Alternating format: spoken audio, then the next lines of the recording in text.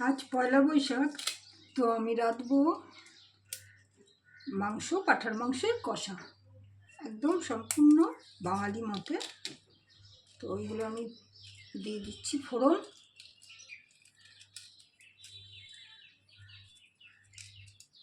একটু ফাটিয়ে দিলে আর গায়ে লাগবে না, আপনারা সবাই জানেন, তাও আমি বললাম।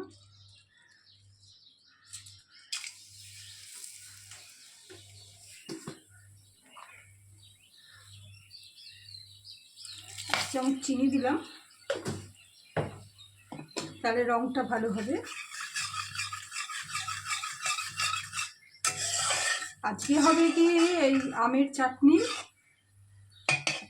কষা মাংস আর ফ্রাইড রাইস।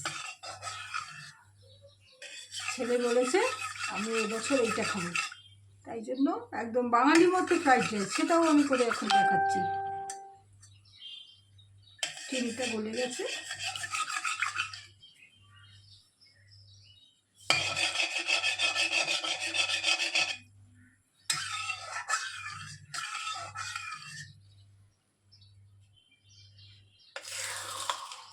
এবার দিয়ে দিচ্ছি পেঁয়াজ বাটা।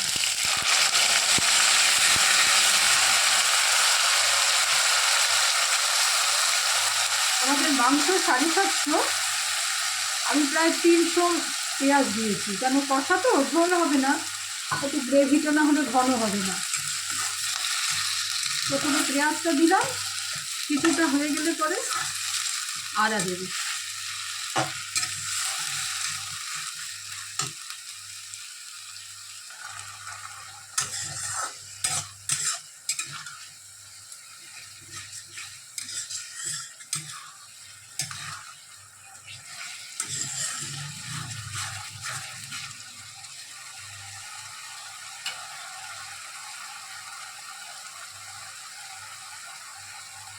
এবার আমরা আদা বাটা দিচ্ছি।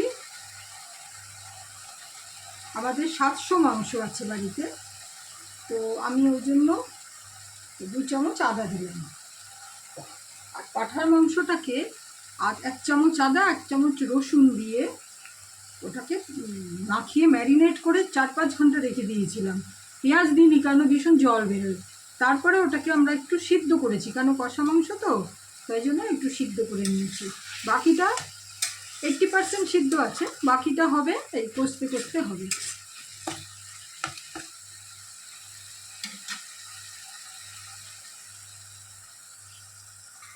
যতক্ষণে পেঁয়াজটা কষা হবে, জলটা টানবে, ততক্ষণে আমরা ফ্রাইড রাইসটা বানিয়ে নিই। গোটা গরম মশলা দিয়ে দিলাম,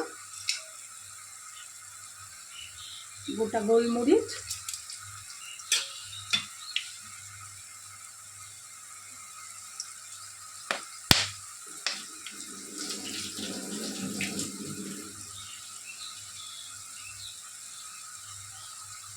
এবারে এই যে গাজর আর ডিম,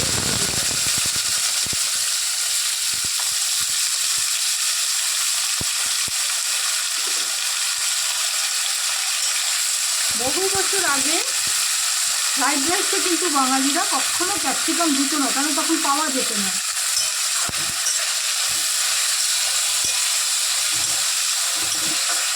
আজ ক্যাপসিকাম এখন বর্তমানে এই পণ্য পরিবহন ব্যবস্থা যত ভালো হয়েছে তখন পাওয়া যাচ্ছে, কিন্তু আগে কিন্তু পাওয়া যেত না। আমাদের ছোটোবেলায় আমরা শীতকাল ছাড়া কখনো দেখিনি।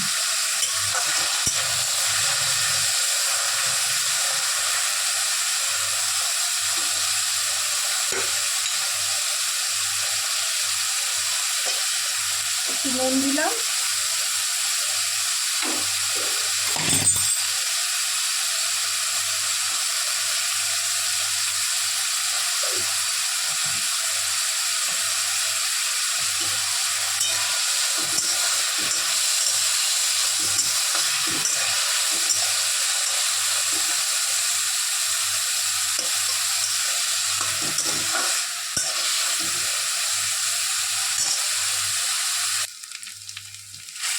পেঁয়াজটা প্রায় হয়ে এসছে, মানে জলটা টেনে যাচ্ছে, একটু রঙও এসেছে।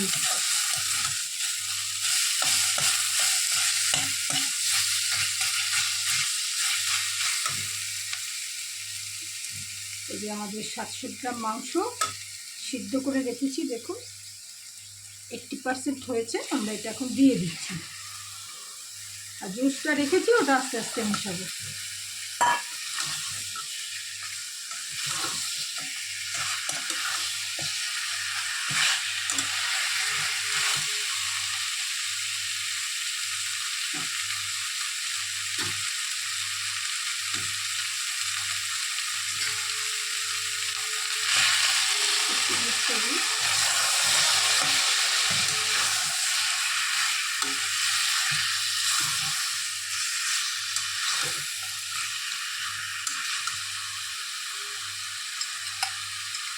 আগেই আমরা রসুন দিয়ে সিদ্ধ করেছিলাম, এই পর্যায়ে আমরা রসুন দিয়ে দিই। এই রসুন আমি সব বেটে রেখে দিই।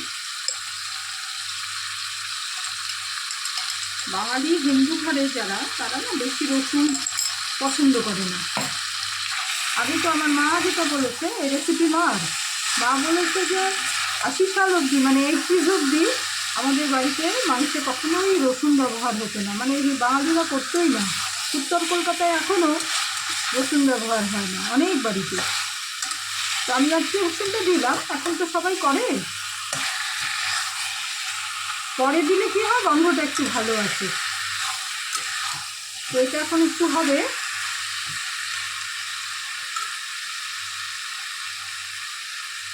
ততক্ষণে আমরা এই যে ফ্রাইড রাইসটা এই দিলাম, কাজু বাদাম,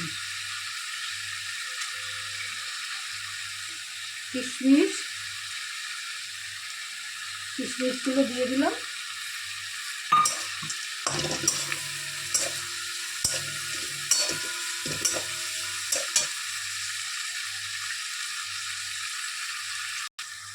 ফ্রাইড রাইসে একটা ভাজার মশলা দেবো, এই যে গোলমরিচ, গরম মশলা আর একটু জিরে, এটাকে আমরা একটু ভেজে গুঁড়ো করে নিচ্ছি।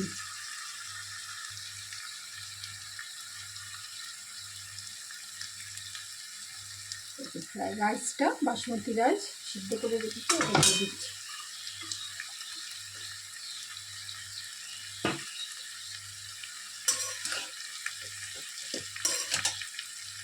এই মশলাটা গুঁড়ো করেছি সেটা আমি দিয়ে দিচ্ছি।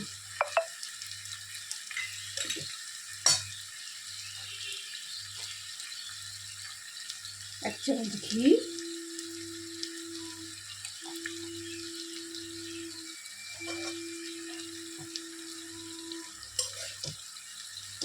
এবার এটাকে নাড়বো। কাঁচা লঙ্কা দেব,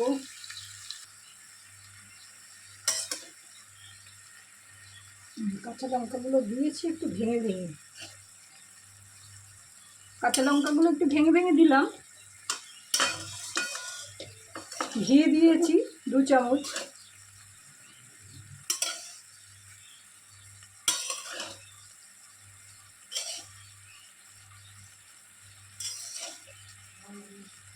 এত সুন্দর গন্ধ বেরিয়েছে কি বলবো। এবার দেবো চিনি,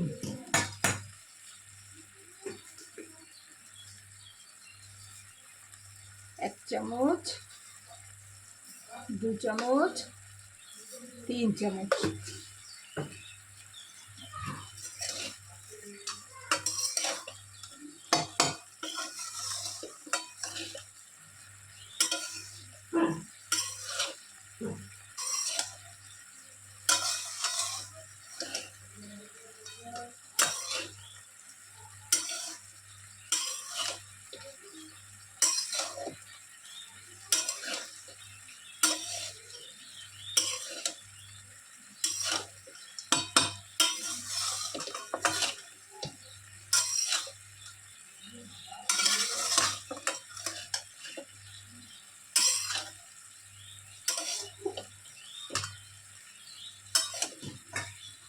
মিশানো হয়ে গেছে, এখন আমরা এটা দেখছি পাঁঠার মাংসটা। এবার দেব জিরে, ধনে আর শুকনো লঙ্কা একটু বাটা,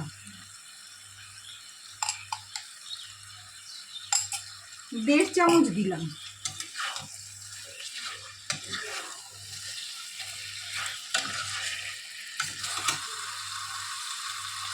এবার দেবো হলুদ,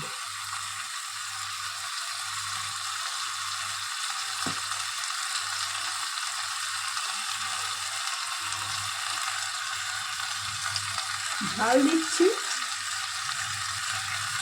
এটা যে যার ইচ্ছা মতো। তো আমরা খুব ঝাল খাই, বাঙাল তো হেভি ঝাল খাই না। তো আমি এটা দিলাম।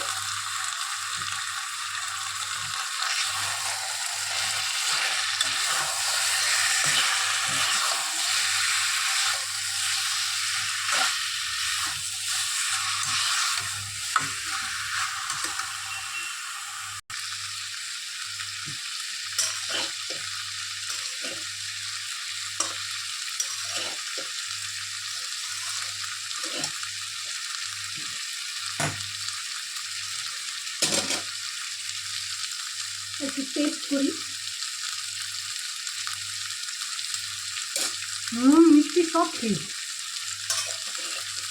একটু মিষ্টিটা একটু দিলে ভালো হয়, ফ্রাইড রাইস তো।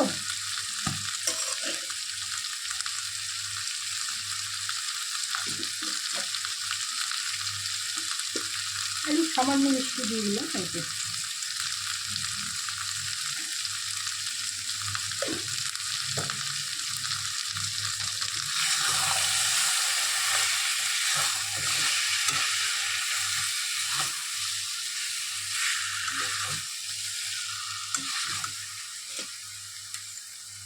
মাংস দেখি নুন লাগবে নাকি। এই নুনটা ঠিক আছে, মাংসটাও নুন দিয়ে সিদ্ধ করেছিলাম।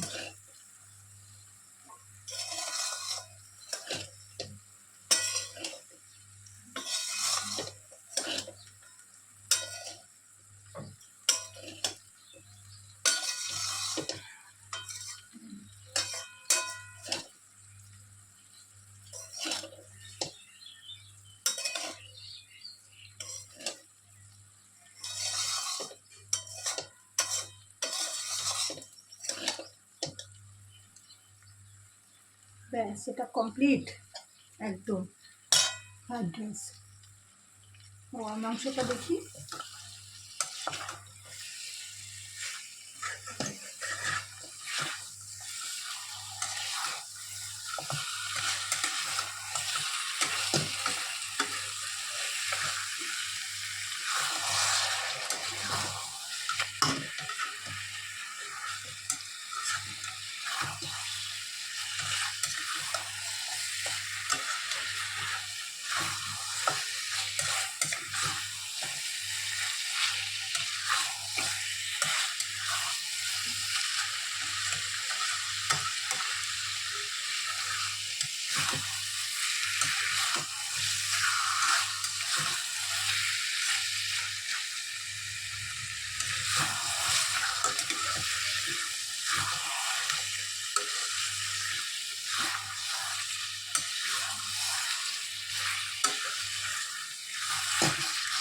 এবারে এটাতে এটা হোক, একটু গরম মশলা মিশানো। এই যে আমরা এটা প্রায় হয়ে গেছে। এখন আমরা গরম মশলা আর ঘি, গরম মশলা হচ্ছে বাঙালি গরম মশলা, বাঙালিরা যেটা ব্যবহার করি, যেমন গোল দারুচিনি, লবঙ্গ, ছোটো এলাচ, আর এতে একটু ঘি। আমার শাশুড়ি এবং মা, যে কোনো বাঙালিদের নিয়মই ছিল যে এইটাকে এর সাথে গুলে তবে দেবে।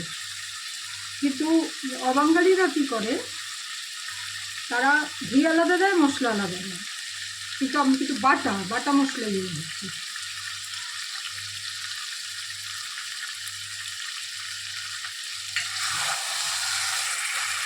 পুরো মাংস লেগে লেগে আসছে, পুরো হয়ে গেছে। এবারে আমরা যে দুধটা আছে ওটা দেবো, একটু সামান্য সিদ্ধও হবে আর মাংসের মধ্যে নির্যাসটা ঢুকবে।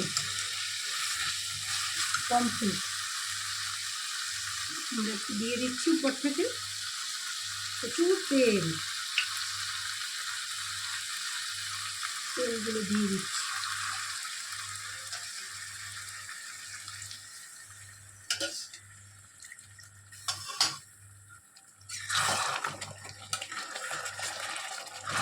মাংস সিদ্ধ হয়ে গেছে, একটু হোক।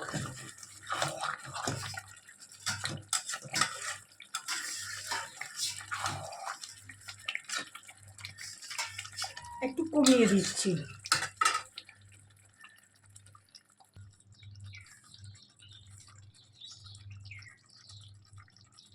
আমাদের মাংস রান্না কমপ্লিট। এখন আমরা এটাকে প্লেট করে নিচ্ছি। হয়ে গেছে আমাদের পয়লা বৈশাখ স্পেশাল কষা মাংস, সম্পূর্ণ বাঙালি মতে শতাব্দী প্রাচীন, শুধু রসুনটা অ্যাড করা হয়েছে। ফ্রাইড রাইস, আমের চাটনি, স্যালাড।